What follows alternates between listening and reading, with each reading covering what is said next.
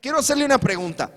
¿Cuántos están ayunando? Levánteme la mano. ¿Han estado en estos 21 días de ayuno? ¿Han agarrado algunos de los días para ayunar? Levánteme la mano. Que necesitamos tomar un tiempo para que usted ayune. El ayuno es un tiempo en el que nosotros consagramos a Dios la abstención del alimento, consagramos un tiempo a Dios. Ahora, en estos días, levánteme la mano. ¿Cuántos han orado estos días? Levante su mano. Todos tenemos la necesidad de orar, ¿sí o no? Ahora, de todos ustedes, sea honesto y dígame, ¿cuántos de ustedes batallan para orar? Levánteme la mano. ¿Cuánto les cuesta trabajo orar? La verdad, como dicen los chamacos, la neta. A mí también, y batallo, tú no tienes idea. Ahora, hoy quiero compartirles algo, ahora sí que como dicen de a corazón abierto, te voy a decir uno de mis secretos de la oración. Vaya al Salmo 51, por favor. Yo no sé por qué, miren, en la Biblia, a ver, dígame, ¿cuántos oran? No levante la mano, pero dígame amén. ¿Usted ora con los ojos cerrados? Los ojos los cerramos para orar por asunto de no distraernos, pero a veces cuando cierras los ojos parece que atraes más pensamientos que no tienen nada que ver con tu oración. Entonces, cerrar los ojos o abrir los ojos no tiene nada que ver si tu oración sirve o no sirve. Cuando estamos aquí tratamos de cerrar los ojos porque si no estás viendo que ahí él viene del baño, aquel va llegando tarde, otros están al lado. O a veces sucede cuando estamos orando así en grupo, que cuando está orando alguien con el micrófono terminas tú mejor oyendo la oración que orando. Son situaciones en la Biblia. Por ejemplo, las oraciones más poderosas no fueron nada estructuradas, no fueron nada nada que uno pueda ver algo místico muy grande. Por ejemplo, la oración contestada, una oración contestada que Jesús quedó impactado con esa oración. Señor, no soy digno de que entres en mi casa, solo di la palabra y mi criado sanará. ¿Qué oración? Y Jesús dice, ni en Israel he hallado tanta fe. Otra oración. Viene una palabra de Dios. ¿Cuántos quieren oír a Dios? Y le dice Dios, no está bien darle el pan de los hijos, dáselo a los perros como tú. Y la oración es, sí Señor, pero los perros como yo comen de las migajas que caen de la mesa. Y Jesús dice, mujer, grande es tu fe, hágase contigo como quieres. ¿Qué oración? Es una oración corta, es una oración sencilla, no es nada elaborado, no es nada estructurado, ¿verdad que no? Otra de las oraciones más efectivas que Jesús dice, este hombre salió, realmente salió justificado delante de Dios. Estaban dos hombres orando, uno era publicano, el publicano eran los cobradores de impuestos para el imperio romano, judíos, podríamos decir que eran judíos renegados o traicioneros. Y entonces, estaba un escriba, un fariseo, que eran como la gente que guardaba mejor la ley, la gente que supuestamente estaba mejor consagrada para Dios. Y la oración, escucha, porque a veces nos podemos identificar con algún tipo de oración. No sé por qué, pero cuando llegamos a Cristo y empezamos a conocer y como que empezamos a volvernos un poquito más articulados, más estructurados, y entonces el fariseo oraba, Señor, te doy gracias. Oh Padre de la gloria, Padre Santo, Cristo, te doy gracias porque no soy como este que está ahí. Y el otro, dice la Biblia, Jesús dice que solamente oraba y decía, Señor, sé propicio a mí que soy pecador. Qué oración tan cortita. Sé propicio a mí, se golpeaba el pecho. Y no decía por mi culpa, por mi gran culpa, esa no es ninguna oración. Pero él decía, sé propicio a mí que soy pecador. Y esa era su oración. No sabemos cuánto tiempo estuvo, pero sí sabemos, porque Jesús lo dice, que esa persona salió justificada delante de Dios. Esa persona salió perdonada. Entonces no sé ustedes, pero algo que tú y yo, en el Salmo 51 lo escribe. ¿Cuántos saben que David era un hombre? El martes, los que no vinieron el martes se perdieron esto. ¿Cuántos saben que David era un hombre conforme al corazón de Dios? Pero David también fue el primer pornostar de la Biblia. Andaba viendo mujeres desnudas. en el patio, andaba viendo pornografía. Andaba, la primera actriz porno fue una del esposo de él, que se llamaba Betsabé. No era, la Biblia lo dice, andaba la señora bañándose desnuda en algo que daba hacia el balcón del rey. O sea, ¿qué tenía que hacer ahí esa señora? Yo sé que si todo lo es, pero eso pasó, ¿sí o no pasó? Y bueno, ya hasta no sé ni por qué se los dije, ya ven, nomás me distraen con su cara de espanto. El asunto es que la Biblia dice, David era un hombre conforme al corazón de Dios. Y David en el Salmo 32 y el Salmo 51, después de que tú sabes que llegó el profeta, lo confrontó, él se arrepintió. Esto nos prueba que no importa lo pecador y sucio y que tú puedas estar, la sangre de Cristo nos limpia de todo pecado. Ahora, hay algo que también me llama mucho la atención, y es que a veces yo tengo pocos años de ser pastor, muy poco tiempo, pero sí me he dado cuenta de algo. La gente que se siente más pecadora, he notado que es más sincera para acercarse a Dios. Veo más devoción en la forma en que se acercan ellos a Dios. Veo más sinceridad que en la gente que a veces creemos que no tenemos nada de qué arrepentirnos, creemos que tenemos la conciencia limpia y tranquila y blanca. Entonces como que llegamos a Dios con algunos ínfulas de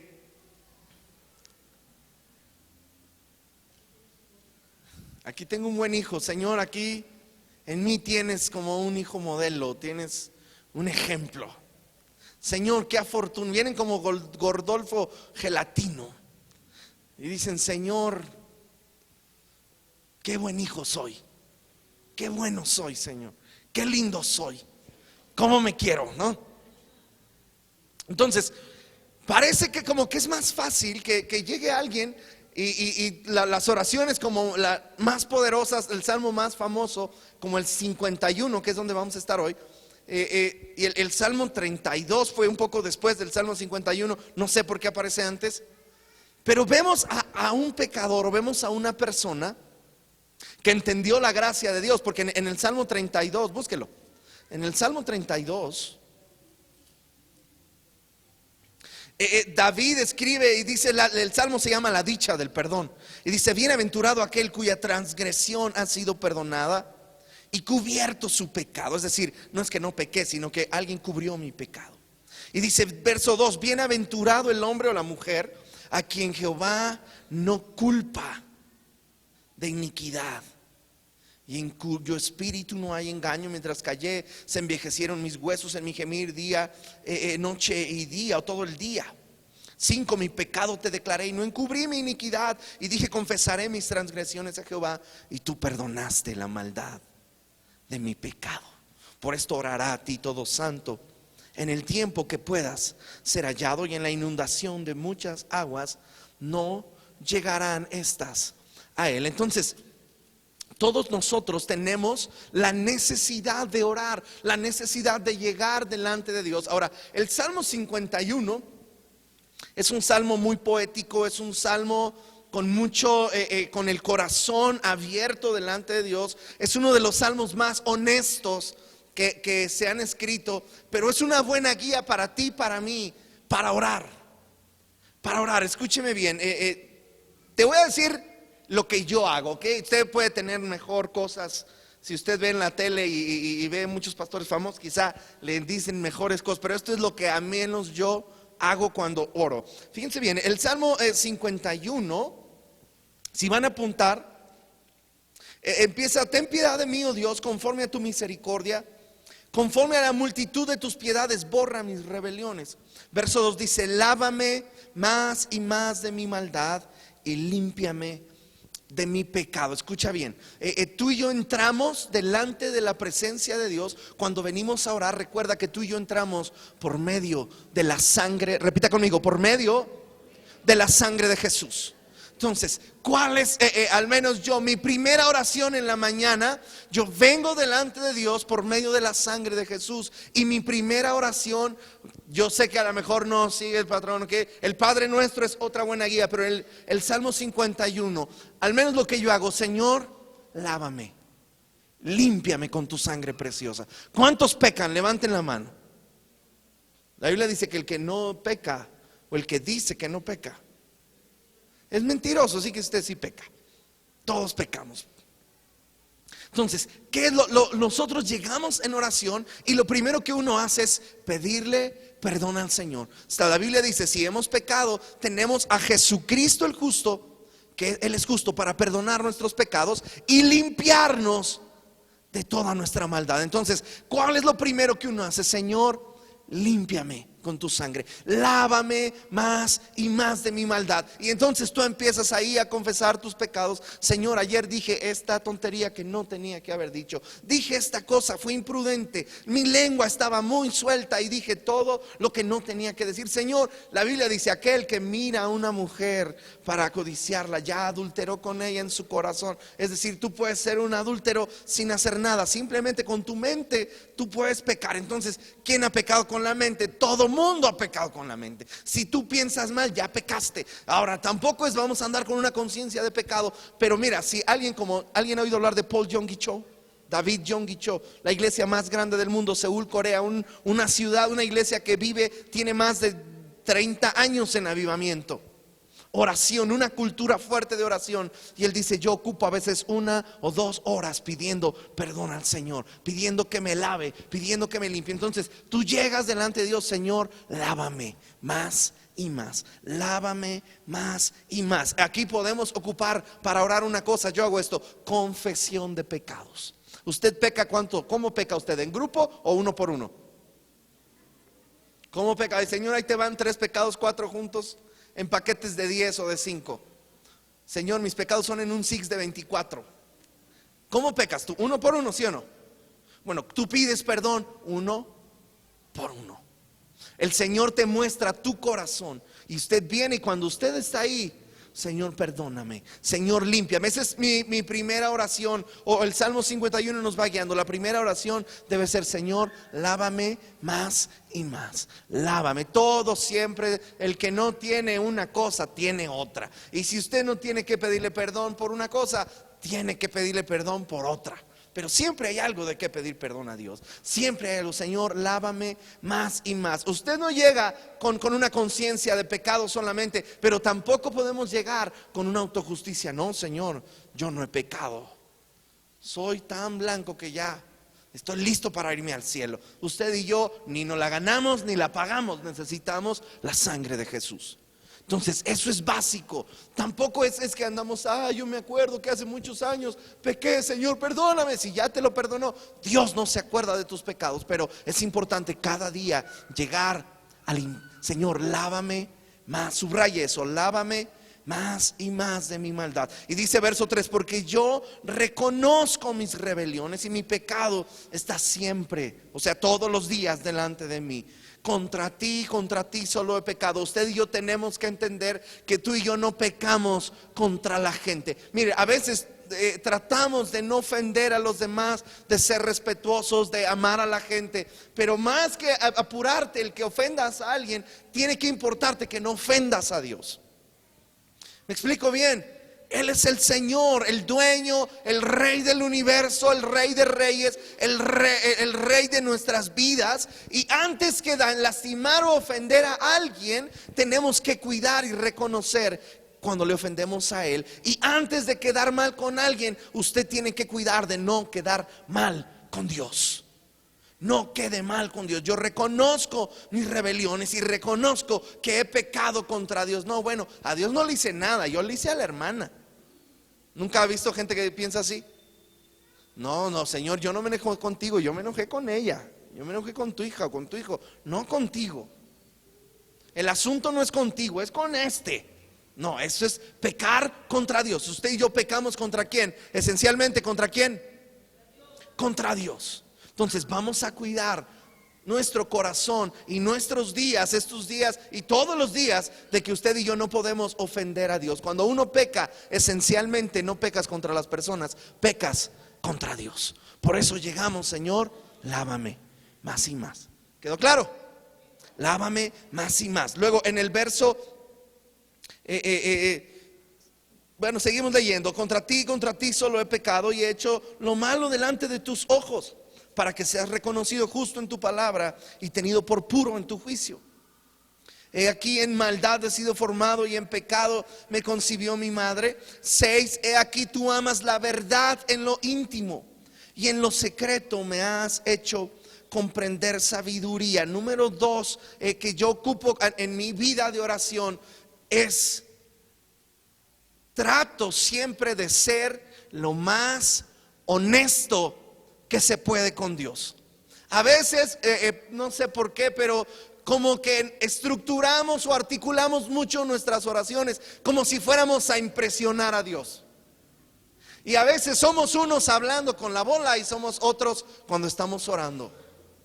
El martes estaba enseñando Lucas Leis y dice: llegamos: oh Padre, Santo Dios Todopoderoso, yo vengo delante de ti, Señor. Dice: imagina tú que tu hijo llegara y te dijera: oh madre, oh padre, vengo delante de ti por medio, me acerco a ti, Padre. Y dice que él diría: vamos a llevar al niño al psiquiatra, porque así no nació, hasta no es normal. Usted y yo necesitamos honestidad para con Dios. Yo no puedo creer como hay alguien que todavía oran: Señor, si en algo te he ofendido, hermano, no sea payaso. ¿Cómo que? Oh, si en algo te ofendí, Señor. Usted tiene que ser honesto con Dios. Con Dios usted le dice la verdad: Señor, pequé, dije esto, hice esto, la verdad, estoy harto de esto. Eso es honestidad. Tú no puedes ayudar a alguien a menos que esa persona es completamente honesta. Los abogados, cuando te van a ayudar, aun cuando eres delincuente, te dicen: mira, te voy a ayudar, pero necesito que me digas la verdad. ¿Qué hiciste? ¿Qué pasó? Estaba una persona conmigo en la oficina y tenía un problema fuerte, y le digo: bueno, ¿qué hiciste? No, pues algo así como poquito. A ver, ¿lo hiciste bien, sí o no? Pues es que tú no puedes ayudar a alguien así. ¿Me explico bien? Muchos creen que engañan a Dios o creen que apantallan a Dios por su forma de orar o por su forma. Usted tiene que ser completamente abierto, honesto con Dios. Si te molesta: Señor, me molestó, me dolió, me enojó, me lastimó mucho y estoy muy enojado y necesito que me ayudes. Eso es honestidad. Muchos se les hace difícil orar porque les cuesta trabajo ser religioso. Lo mejor que te puede pasar a veces es no ser tan. No estoy hablando de faltarle al respeto a Dios o llegar: oye Chuy, oye, no me refiero a eso. Pero usted tiene que ser honesto con Dios. Señor, estoy pasando esto. La verdad, esa me jala la vista, me tiene, ¿cómo se dice? Esta situación me tiene distraído, me tiene turbado, es honesto con Dios. La oración dice: tú amas la verdad en lo íntimo. No podemos llegar a Dios con poses, con actuaciones o con cosas muy articuladas. Por eso era que Jesús dice: este hombre salió más justificado, se propició a mí que soy pecador. ¿Qué es esa oración? Uno diría: Señor, ¿eso qué? Entonces, ¿para qué tantos salmos si con eso ya salió justificado? Porque era la verdad. Era la verdad. Soy pecador, necesito que me ayudes, necesito que me limpies, necesito que me cambies. ¿Me explico bien? Si alguno tiene falta de sabiduría, pídala a Dios: Señor, soy bruto, ayúdame. No hay nada de malo en reconocer delante de Dios sus propias debilidades o Señor, soy bipolar, ayúdame, ten misericordia de mí. Claro. Soy un voluble, soy un sangrón, no sé qué tú eres. Bueno, no crean que lo estoy diciendo por nadie, pero tienes que ser honesto. Es importante. Dios ama la verdad. La verdad. Señor, yo te quiero agradar. Esa es la verdad, ¿sí o no? Usted viene, eso es confianza con Dios. Cuando yo siento a mi hijo y le digo, a ver, hijo, ¿qué pasó? Dime la verdad. La verdad es que no me gusta, no le entiendo, me aburro, me cae gordo. No te dice así tu hijo. Ni la verdad es que no me gusta, papá. O la verdad sí me gusta, ¿no? Eso es confianza. Dios ama la verdad. La verdad. Necesitamos honestidad de nuestro corazón. Es más, mire, usted necesita llevar la verdad de su corazón, confesar la verdad de su corazón para llevarlo cautivo a la verdad de la palabra de Dios. Tú llevas la verdad que tú tienes en tu corazón, que quizá es una verdad temporal, es una verdad circunstancial, pero ahora esa verdad es llevada cautiva. Solo así, cuando la confesamos, puede ser llevada cautiva a la verdad de la palabra de Dios. Traemos todo pensamiento cautivo a la obediencia a Cristo. Traemos nuestra verdad circunstancial o la verdad que yo creo que es mi verdad. Tú la traes cautiva a la verdad de la palabra de Dios. Pero necesitamos honestidad. Tú no puedes corregir a alguien si no sabes cómo piensa, si no sabes lo que trae en el corazón. A veces cuando alguien va a ser ministrado, necesitamos primero oírlo, ver qué trae. Quizá tenemos ideas equivocadas, muy probablemente sí. Quizá tenemos conceptos de Dios equivocados, es muy probable. Pero la única manera de que pueden ser corregidos y llevados y ordenados conforme a la palabra de Dios es cuando son exteriorizados delante de Dios. Delante, quizá cuando tú y yo platiquemos, quizá algunas cosas o con alguno de los pastores, quizá esas verdades te son corregidas. Quizá tú externas tu verdad y después leyendo la palabra de Dios, Dios te empieza a corregir tu manera de pensar y te empieza a traer tu verdad cautiva a la verdad de la palabra. Y tú puedes entender. Job decía, de oídas te había oído, pero ahora mis ojos te ven. Salmo 119, en mi corazón he guardado tus dichos para no pecar contra ti. Lámpara es a mis pies tu palabra y lumbrera a mi camino. ¿Con qué guardará el joven su camino? Con guardar tu palabra. Tú y yo necesitamos ir a la palabra de Dios. Ahí no solamente externamos nuestra verdad, sino podemos recibir ahora la verdad transformadora de la palabra de Dios. ¿Sí quedó? Dígame fuerte amén. Puede darle un aplauso al Señor por eso.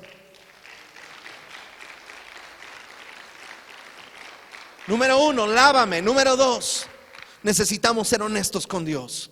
Número 3, dice el 7, purifícame con hisopo y seré limpio. Lávame y seré más blanco que la nieve. Hazme, verso 8, hazme oír. Número 3, hazme oír gozo y alegría y se recrearán los huesos que has abatido. Número 3, subraye, hazme oír, hazme oír. Tú y yo, o al menos lo que yo hago, pero tú y yo necesitamos tomar nuestro tiempo de oración y tener un tiempo para escuchar o para oír a Dios.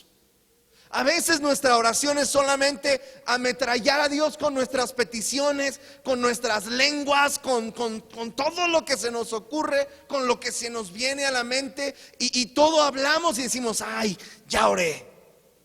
Y estás, hable y hable y hable, y ves tu reloj y sigues hablando y sigues hablando y sigues hablando. Y dices, bueno, Señor, ya cumplí, ya oré, adiós. La mitad de la oración es, hazme oír, es decir, tomar. A veces al principio, quizá puede ser después, pero tú y yo necesitamos sacar un tiempo de silencio. Ahí no tenemos, a mí me gusta mucho la música. Hay música que me conecta, me gustan buenas melodías, buenas armonías, hay una música que pues todos tenemos nuestra favorita, nuestro salmista preferido que nos conecta y nos lleva a la presencia de Dios. Pero escuche bien, usted necesita tiempos de silencio para oír a Dios. Hazme oír, es decir, tú sigues ahí hincado, tú sigues ahí de pie o caminando en silencio, de oír a Dios. Necesitas, quizá es el momento para tomar tu Biblia.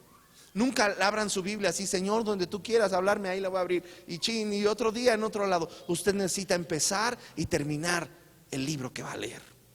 y permitir que Dios le hable a través de ese libro, que Dios le abra las escrituras. Hazme oír tu palabra. Quizá va a haber unos versos, hay versos que tú el domingo yo les voy a compartir uno que esta semana me sacudió, la semana pasada. Pero hay algunos versos, por ejemplo en el Salmo 26, me parece 25, escudriña mi corazón, Señor, pruébame.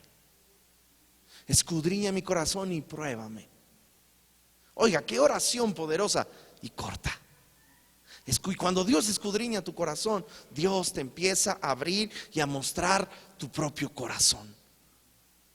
Entonces, hazme oír gozo y alegría. Hazme oír. Usted y yo necesitamos tomar tiempo para oír a Dios. La oración esencialmente es amar a Dios, honrar a Dios, adorar a Dios, pedir perdón a Dios, traer peticiones también, pero más que eso, oír a Dios. Oír a Dios. ¿Cómo yo sé que mi respuesta a mi petición está hecha? Cuando escucho a Dios. ¿Cómo yo sé que lo que yo voy a pedir está hecho o será contestado? Cuando yo escuché a Dios, cuando yo tengo la seguridad de que es su voluntad. No es una seguridad enseñada, no es una seguridad imitada, o no es una seguridad que bueno, a él Dios le dijo que lo iba a sanar, entonces yo lo tomo para mí, Dios me va a sanar. Quizá pueda haber algún testimonio de algún milagro, pero esencialmente tus oraciones y mis oraciones serán contestadas en la medida que tú personalmente escuchaste una verdad de la palabra de Dios en tu corazón. Cuando esa verdad es hecha vida dentro de tu corazón, para ti, exclusivamente para ti, ahora es cuando produce la fe, porque la fe viene por el oír la palabra.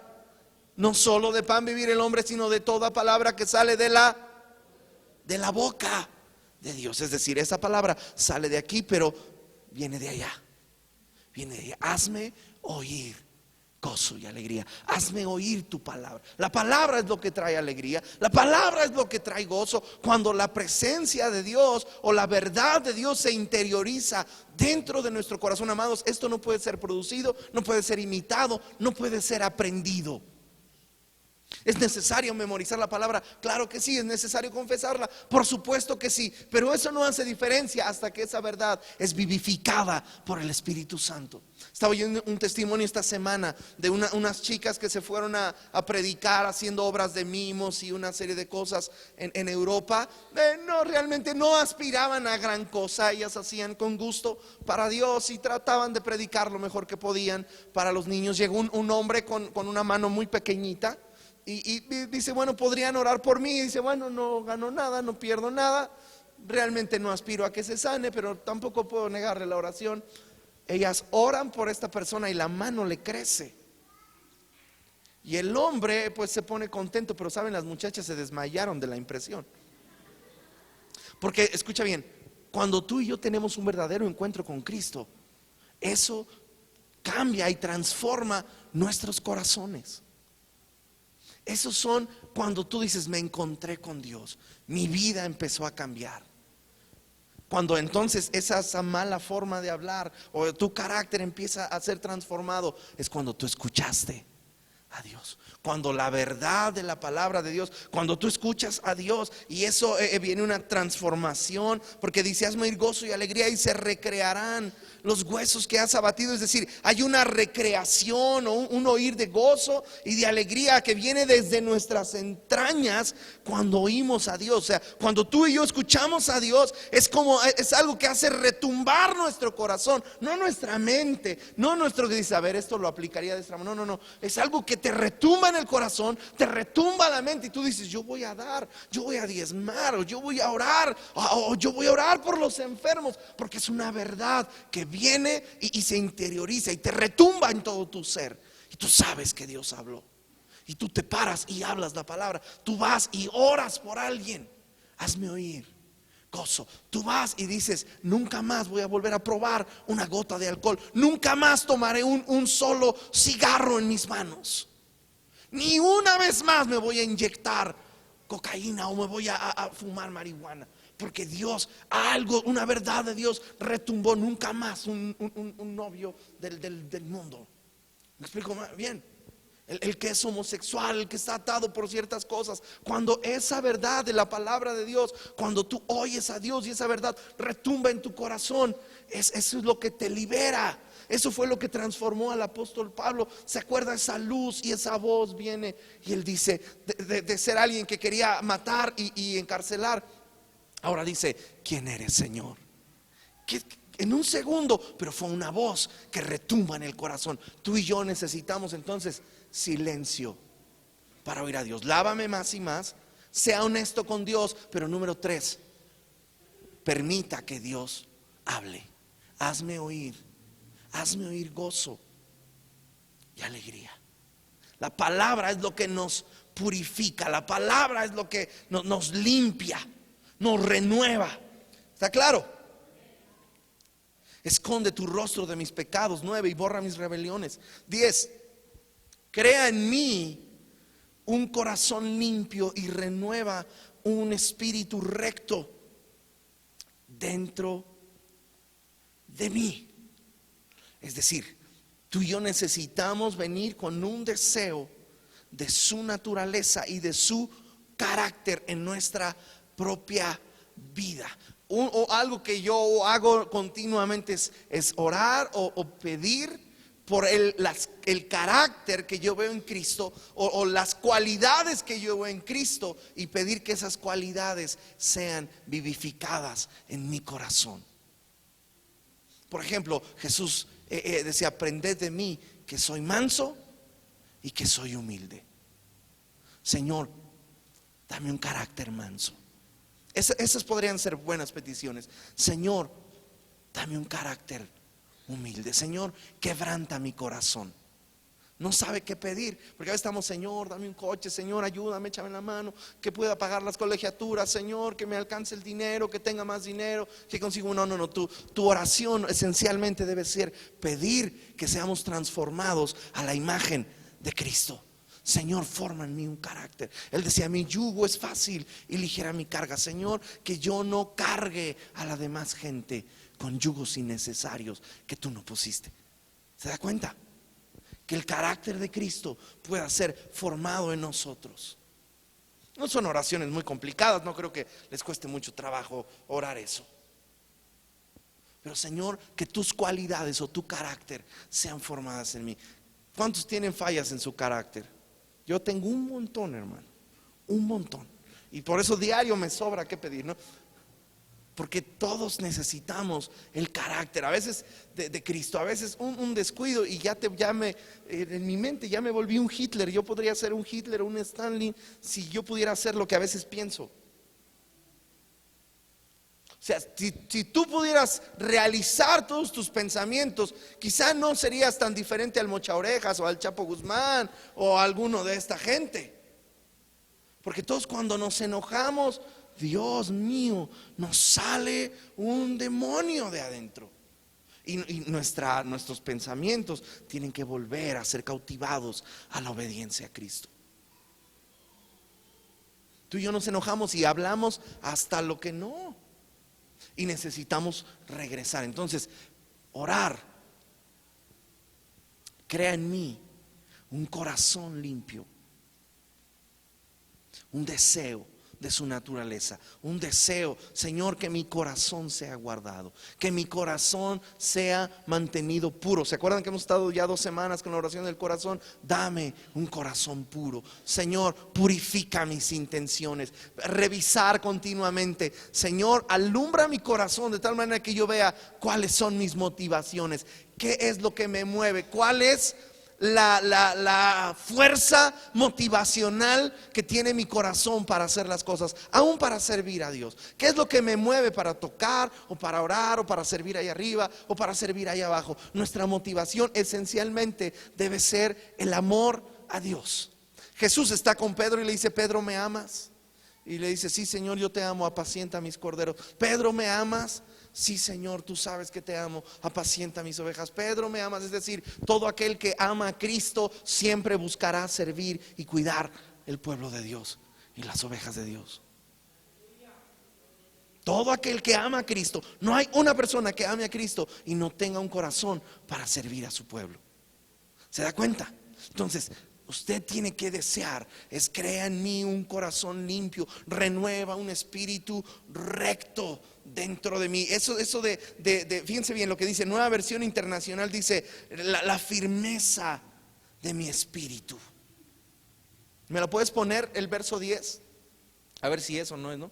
Crea en mí un corazón limpio y renueva o renueva la firmeza de mi espíritu para obedecerte. Un deseo, bueno, lo que yo hago es mis peticiones giran alrededor de un deseo de la naturaleza o del carácter o de las cualidades de Cristo para mi vida, para mi propia vida, para mi propio carácter. Crea en mí, oh Dios, un corazón limpio y renueva la firmeza de mi espíritu, es decir, que tenga el corazón bien establecido. Tú guardarás en completa paz aquel cuyo pensamiento en ti que persevera, que yo pueda perseverar en la firmeza.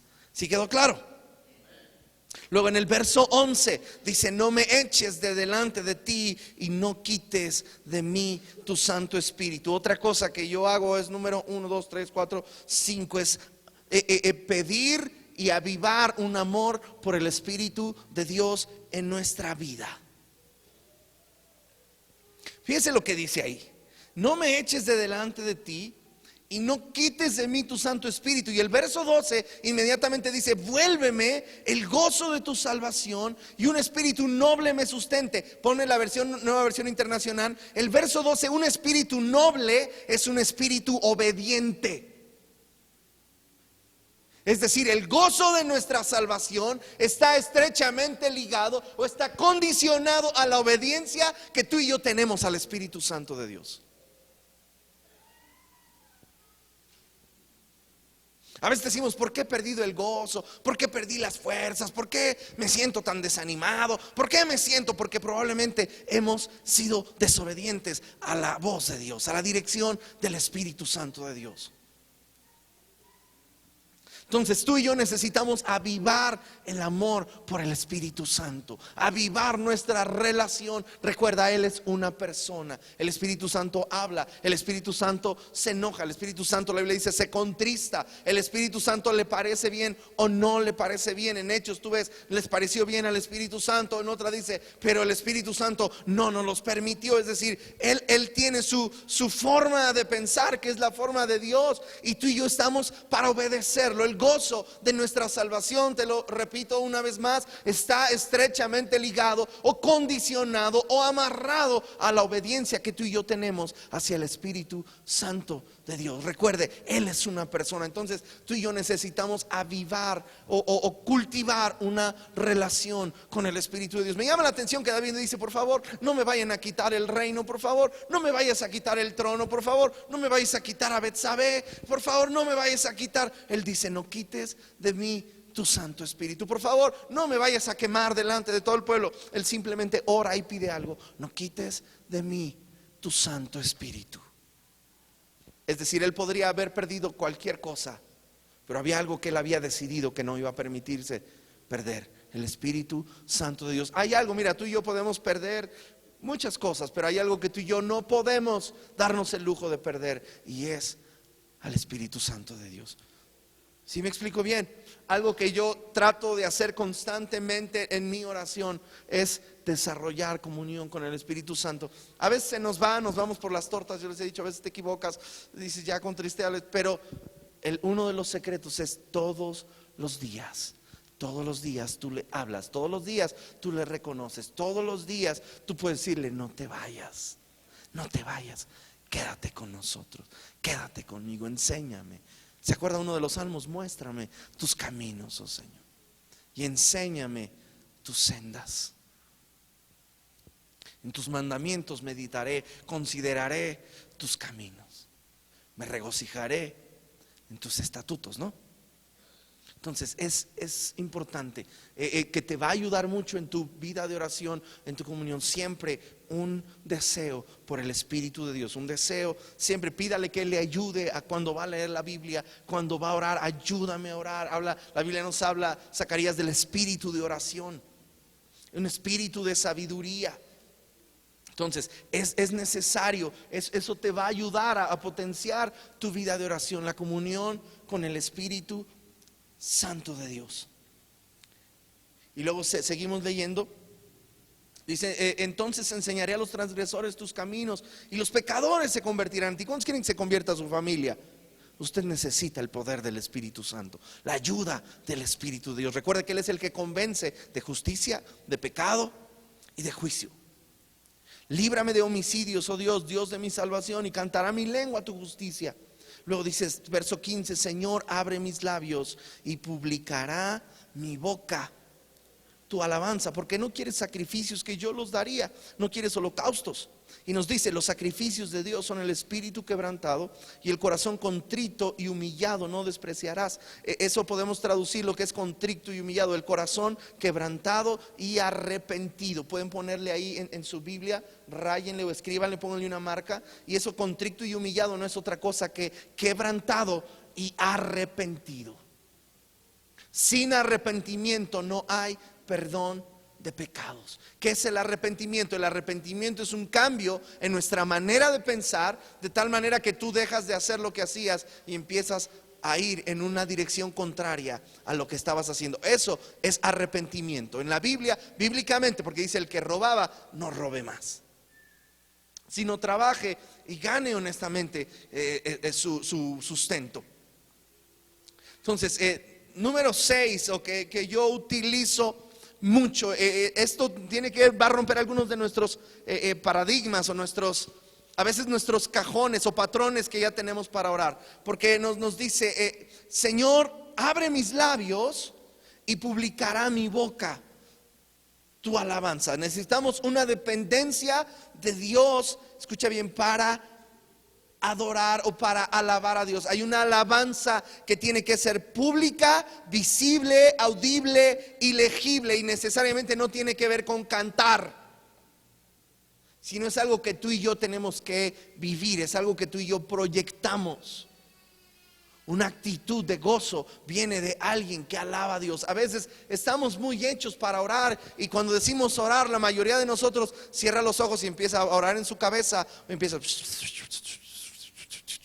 Pero aquí dice, abre mis labios y publicará mi boca tus alabanzas. Es importante. Si tú haces todo el tiempo de tu oración, hay un tiempo privado y está bien, pero si todo el tiempo tu oración es, te va a pasar que te vas a dormir la mayor parte del tiempo. Tus pensamientos andarán allá por la China, andarán allá en el centro, andarán en el canal de la novela, andarán en el noticiero, andarán en tus propias necesidades. Tú necesitas abrir, publicar, es decir, un tiempo de alabanza, de agradecimiento, de levantar tus manos, de danzar a Dios si es necesario, de caminar y estar adorando. Tú estás solo ahí, te supone que en tus horas tú solo, ¿no? O vienes aquí, te hincas y nadie te va a molestar, aunque es un tiempo privado, pero tú necesitas aprender a hacerlo en voz audible. Es una quizá de las cosas que como congregación nos falla, es que muchos, yo noto que tienen un problema, un conflicto con hacer su adoración y su alabanza pública, y tú y yo tenemos que superar ese asunto. Abre mis labios y publicará mi boca tu alabanza. Es decir, tú y yo necesitamos tiempo para alabar y bendecir a Dios, no solamente para contarle a Dios tus problemas o traer tus necesidades, sino engrandecer a Dios. Tú creas, escúchame bien, con tu alabanza tú y yo o creamos vamos marcando la atmósfera que habrá en nuestras reuniones, que habrá en nuestro día. Si tú empiezas, Señor, tú sabes que es tan difícil estar y esta vida, no han oído la canción Los Caminos de la Vida, no son como yo pensaba, no son. Yo no encuentro la salida. Tú empiezas oyendo eso te mata el espíritu. Imagina aquel que va en la mañana cansado del camino. En la mañana eso no se puede escuchar.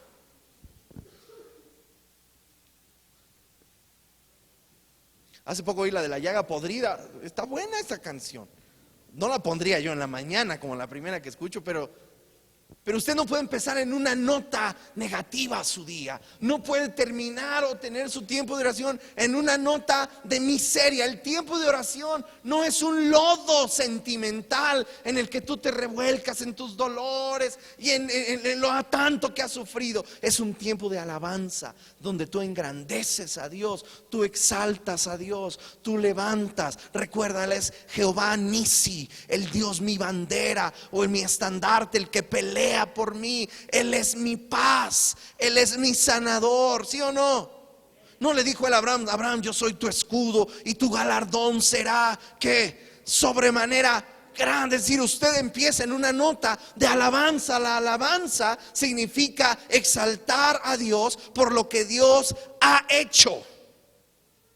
Tú llegas delante de Él porque Él es tu Padre, porque Él es bueno. Pero cuando tú alabas, alabas porque Él hizo maravillas, porque Él es el que perdona todas mis iniquidades, Él es el que sana todas mis dolencias, Él es el que rescata del hoyo mi vida. Usted vea una nota de derrota en esas canciones.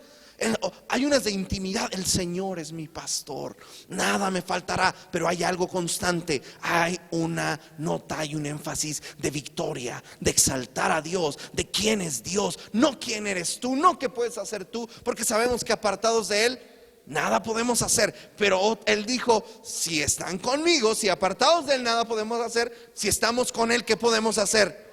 Todo lo puedo en que me fortalece. El que está en, nueva criatura es. Cristo en vosotros, la esperanza de gloria. Hey, necesitamos potenciar nuestra vida de oración con alabanza. Tome tiempos para alabar a Dios, danzar delante de la presencia de Dios, levantar sus manos, adorar a Dios. Ahí sí, pone la música, pone: Él es poderoso, Él es victorioso, el victorioso vive en mí. Celebra el triunfo de Cristo. Vamos a cantar con la música de Dios. Clamaré hasta que brille tu justicia. Él es bueno, Él es grande, Él es poderoso. Venga tu reino, el Rey de gloria, el Rey de reyes, el Señor de señores. ¿Me explico bien? Y usted alaba, bendice, exalta. Es una nota de fiesta, una nota de victoria, una nota de triunfo para Dios. El himnario era tan consciente de eso que aún hay unos cantos que están como para la melancolía, pero el himnario se llama himnos de gloria y triunfo. Hey, tu alabanza tienen que ser canciones de gloria y ¿qué más? Y triunfo. Somos más que vencedores en... No dijo el apóstol Pablo en Romanos: ni la vida, ni la muerte, ni lo presente, ni lo porvenir, ni los ángeles, ni principados, ni ninguna cosa creada nos puede separar del amor de Dios que es en ¿quién? En Cristo Jesús. Es decir, tú y yo terminamos nuestro tiempo de oración con una nota de alabanza, de victoria, de exaltar a Dios, de bendecir a Dios. Tú sales contento para el trabajo, sales lleno de energía, lleno de vitalidad, lleno de fuerza, porque el gozo del Señor es mi fuerzas. Alabaremos, grandes cosas ha hecho el Señor con nosotros. Estaremos como... diga fuerte: alegres. Fuerte: alegres. Dile al que está junto a ti: alegres. Alegres. Dile un aplauso al Señor. ¿Me estoy explicando bien? ¿Seguro?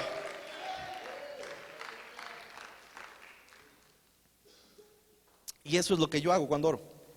Pónganse de pie. Eso es lo que yo hago. Por eso usted no puede estar aquí en la alabanza y las canciones rápidas como si fuera un vals. ¿Qué es eso, hermano? ¿No va ni con el ritmo? Es para que usted estuviera brincando, saltando, corriendo, gritando. ¿Cuántos son hijos de Dios? ¿Cuántos respiran? ¿No dice la Biblia: todo lo que respira, qué? O sea que si tú no quieres alabar a Dios, muérete. Los muertos no alabarán a Jehová. Pero si usted es hijo de Dios y si tú respiras, nada más porque tú respiras, usted y yo tenemos la obligación de ¿qué? De alabar a Dios. Así que, a ver, levante sus manos, abra sus labios y alabe a Dios. Vamos, quiero oírlo en voz alta, alabando a Dios, moviendo sus manos. No sea religioso, no sea... Recuerde que esto no es una misa muerta, esto no es una biblioteca, es casa de Dios, puerta del cielo. Gloria a Dios.